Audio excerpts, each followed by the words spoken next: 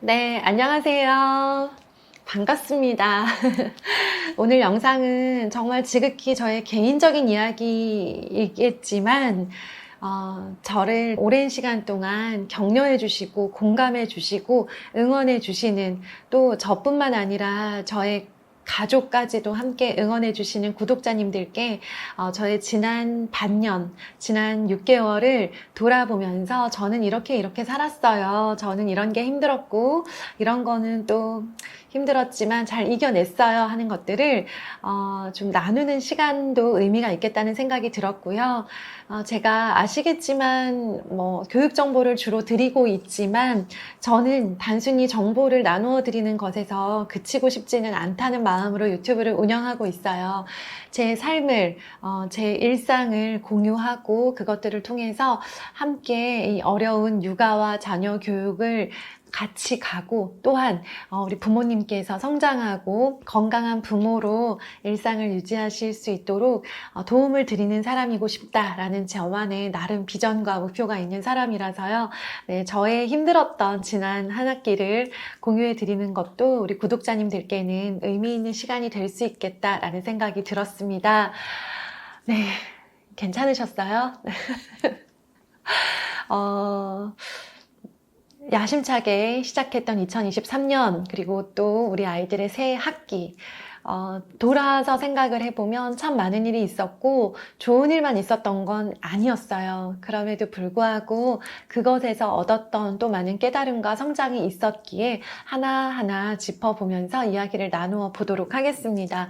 먼저 저희 집의 큰 아이, 중학교 3학년인 큰 아이에게는 어떤 일들이 있었나 생각해 봤어요. 거의 집 앞에 있는 작은 규모의 수업만 받았었어요. 수학을 힘들어하는 문과형 아이이고 출발이 친구들에 비해서 늦었었고, 그리고 본인 스스로도 수학에 대해서 흥미와 자신감이 없는 상태에서 중학생이 되었었기 때문에 늘 수학 때문에 저희 부부도 또 아이도 고민이 많았었고, 그래서 동네에 있는 학원을 중학교 1학년 때부터 활용해서 차근차근 밟아가기 시작을 했고, 드디어 이번 학기에는 소위 말하는 대형 학원, 본인들의 레벨을 탄탄하게 가지고 있는 그런 커리큘럼으로 운영되는, 이름만 들으면 알만한 대형 학원에 처음으로 가게 되었습니다. 레벨 테스트라는 것을 여러 번 보면서 좀 만족할 만한 레벨이 나올 때까지 좀 도전을 계속 했었고요. 그래서 소위 말하는 그런 최우수 등급은 아니지만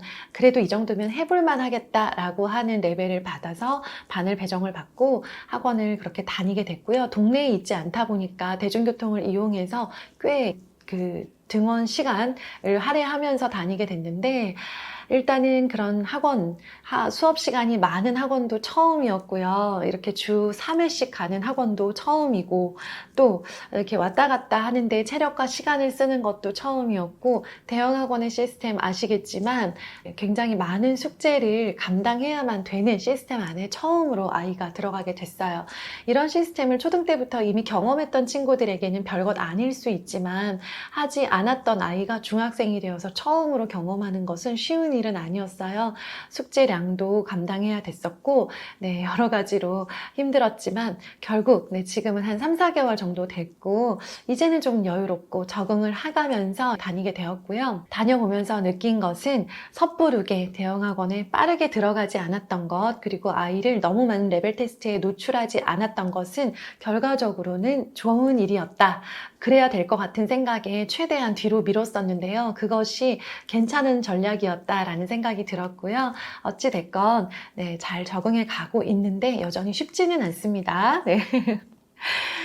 중간고사는 못 봤어요. 아이 스스로 생각하기에도 가장 못 봤다라고 생각되는 점수를 받아서 한동안 마음을 못 잡고 힘들어 했고요.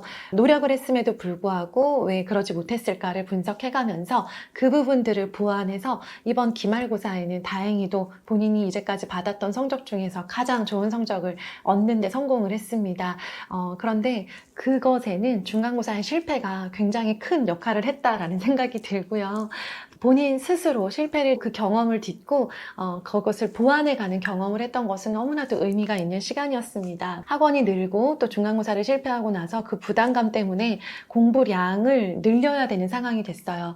그러면서 더워지고 하는 과정에서 체력이 굉장히 많이 떨어지고 아이가 거의 매일 눈이 충혈되어 있는 상태로 좀비처럼 그렇게 학교와 학원을 오가는 생활을 이제 처음으로 경험을 하게 되면서 저는 정말 잘 먹여야 되겠다라는 것에 굉장히 사명감을 가지고 오늘 뭐 먹이지? 오늘 뭐 먹이지? 하면서 아이가 체력이 바닥나지 않도록 체력 때문에 공부량을 감당하지 못하는 일이 없도록 그 부분을 굉장히 많이 좀 신경을 쓰느라고 다른 일을 아예 못할 정도로 그 부분을 네, 거의 막 메인 직업으로 삼고 그렇게 지내왔던 것 같습니다. 네, 어쨌든 우여곡절 끝에 한 학기를 잘 마무리했고요.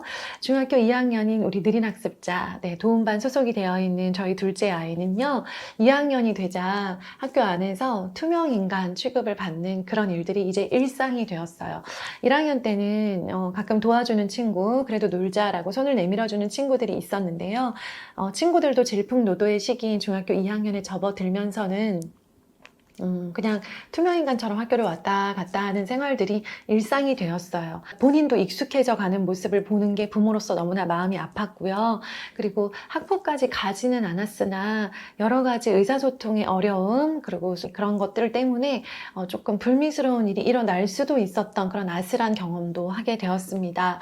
너무나 안타까웠던 것은 5월에 돌발성 난청을 겪게 되면서 청력이 너무나도 많이 떨어졌어요. 그래서 보청기를 해도 잘 들리지 않는 지경까지 갔고 아이도 너무 들리지 않고 자기가 하는 말을 친구들이 듣지를 않으니까 학교 생활에 더 어려움을 겪으면서 조금만 아파도 학교를 가지 못하겠다라고 하고 가능하면 어떻게 다른 핑계를 대서라도 등교 일수를 줄이고 싶어하는 아이를 보면서 너무나 안타까운 마음에 네, 지금 이럴 때는 들리지 않으니까 의사소통이 어려운 상태에서 학교 수업을 계속 강행하는 것은 오히려 더 아이에게 부정적인 그런 모습을 심어줄 수도 있겠다라는 생각이 들어서요. 제가 강연 있을 때 체험학습 쓰고 같이 가고요. 여행을 가야 되는 일이 있을 때는 그냥 네, 학교를 중단하면서 여행도 가고요. 너무 몸이 안 좋을 때는 병결을 내고 쉬기도 하고 하면서 그럭저럭 정말 근근히 학교를 간 날도 많았지만 안 간 날도 정말 많았다라고 생각될 만큼 그렇게 한 학기를 버티었어요. 그래서 제가 강연 일정을 많이 잡을 수 없었던 이유는 아이가 학교를 가지 못하는 날들이 많을 것을 예상을 해서 실제로 제가 강연을 확 줄이고 아이랑 보냈던 날들이 정말 많습니다. 아이가 잘 듣지 못하니까 잘 들을 수 있도록 크게 말해줘야 돼서요. 집안에서도 굉장히 큰 목소리로 말을 해야 되고요. 그것이 목도 아프고 정말 힘도 들고 피곤할 때는 말 한마디도 꺼내기 힘들 만큼 굉장히 어려운 시간이었는데요.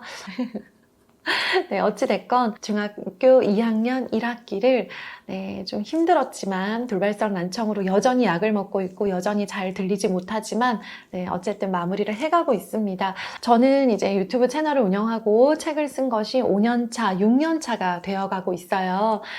열심히 한다고 했는데 역시나 네, 건강에 좀 무리가 있었던 것 같아요. 열심히 운동은 계속 지속을 하고 있지만 어깨와 손목에 이제 무리가 온 거예요. 계속 이렇게 키보드 작업을 많이 했던 것이 그래서 치료를 받고 있는 중이고 작업량을 줄여야만 되는 상황. 그래서 스트레칭과 도수 치료와 약까지 먹으면서 어깨와 손목의 통증을 위해서 많이 신경을 쓰고 있는 상태고요. 그래서 지금은 막 정말 한참 쓸 때처럼 그렇게 많은 양의 원고를 소화를 하고 있지 못해요. 하지만 치료를 열심히 꾸준히 받고 있고요. 그리고 쉼을 통해서 회복하여서 네, 제가 지금 뭐 한두 해 더 쓰고 끝낼 건 아니잖아요. 저는 계속 책을 쓰고 싶은 사람이고 계속 이렇게 채널을 통해서 우리 구독자님들과 소통하고 싶은 사람이기 때문에 네, 몸을 회복하고 체력을 유지하는 것, 건강을 유지하는 것을 굉장히 많이 신경을 쓰고 있습니다. 그리고 중학교 2학년 저희 둘째와의 시간을 많이 확보하기 위해서 말씀드린 대로 강연을 줄이고 네, 원고 작업 일정을 좀 널널하게 잡아두고 네, 그러면서 운동과 독서를 병행하면서 작가와 강연가로서 또 채널 운영자로서의 역할을 빈틈없이 잘하겠다라는 욕심들을 다 내려놓고 근근히 가자. 네. 어느 날 갑자기 중단하는 일만은 없도록 하자. 네, 이 정도로 지내오고 있었고요. 이렇게 한 학기를 돌아본다는 건 저한테는 굉장히 좀 의미가 있고요. 남은 한 학기, 남은 1년을 어떻게 또 채워갈 것인가를 계획하게 만들더라고요. 지금 간단히 이렇게 정리해서 말씀을 드리지만 이렇게 돌아보는 시간 자체가 주는 굉장한 힘이 있더라고요. 정말 어려운 것들, 그리고 많이 울기도 했어요.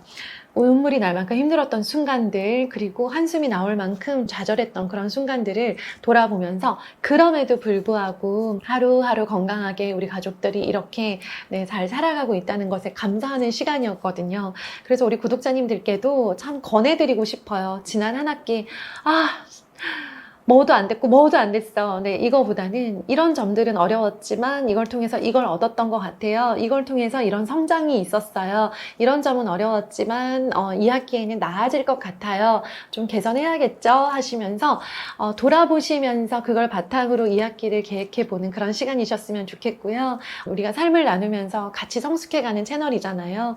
네, 그런 우리 채널만의 어떤 특별함이 있을 것 같다라는 생각이 들었어요.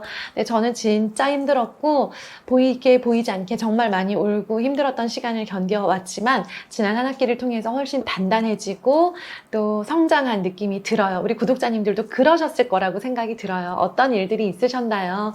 네, 힘들었던 일, 좋았던 일 댓글로 나누어 주시고요. 거기에서 깨달았던 것, 그리고 앞으로 내가 어떤 삶을 살아가야겠다라고 다짐했던 좋은 이야기들이 있다면 네, 남겨주시면 좋겠고요. 또 제게 힘내라고 응원해 주시는 댓글은 언제든 환영합니다. 네. 저는 또 주신 댓글로 에너지를 얻어서 남은 1년 네, 좋은 컨텐츠들, 유익한 컨텐츠들로 잘 채워가고 근근히 잘 버텨가는 그런 사람이 되도록 하겠습니다. 늘 삶을 나누어 주셔서 감사드려요. 네, 오늘 댓글 너무나 기대됩니다. 따뜻한 댓글로 서로 마음과 삶을 나누는 그런 오늘 하루가 되었으면 좋겠습니다. 감사합니다.